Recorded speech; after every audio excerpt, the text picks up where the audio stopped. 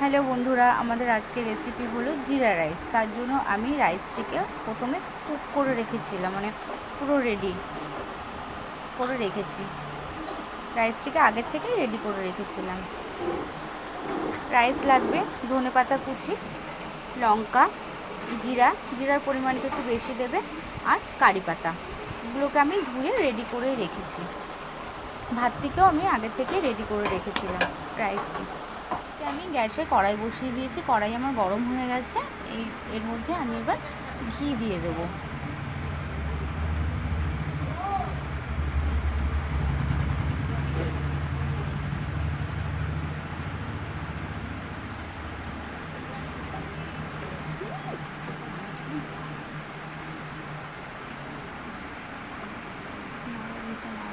ঘিটি গরম হয়ে যাওয়ার পরে এর মধ্যে আমি সাদা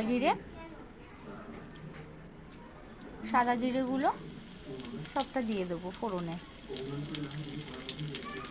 কাঁচা লঙ্কাগুলোকেও দিয়ে দেবো। কাঁচা লঙ্কাগুলোকে আমি ছিঁড়ে রেখেছিলাম। আর কারি পাতা দিয়ে ফোড়ন দিয়ে দিলাম।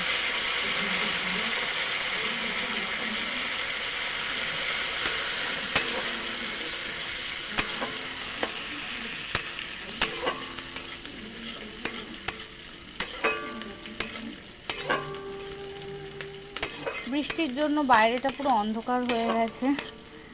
জিরে, কাঁচা লঙ্কা, কারি পাতা ভাজা হয়ে গেছে। এবার এর মধ্যে আমি পুরো রাইসটিকে অ্যাড করে দেবো।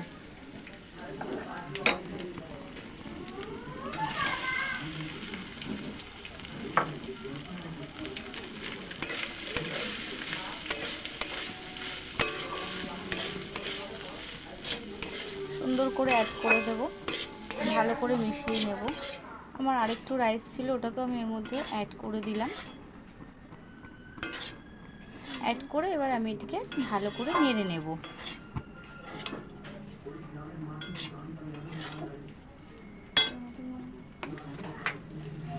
এবার এর মধ্যে আমি অ্যাড করব লবণ পরিমাণ মতো।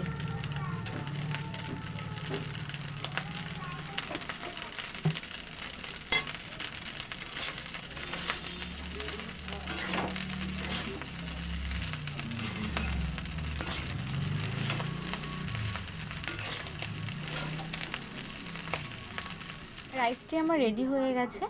এবার এর ওপরে আমি ধনেপাতা কুচিটাকে দিয়ে দেবো। ধনেপাতা কুচিটা অ্যাড করে আবার একটু নাড়িয়ে আমি পুরো জিরা রাইসটিকে নামিয়ে নেব।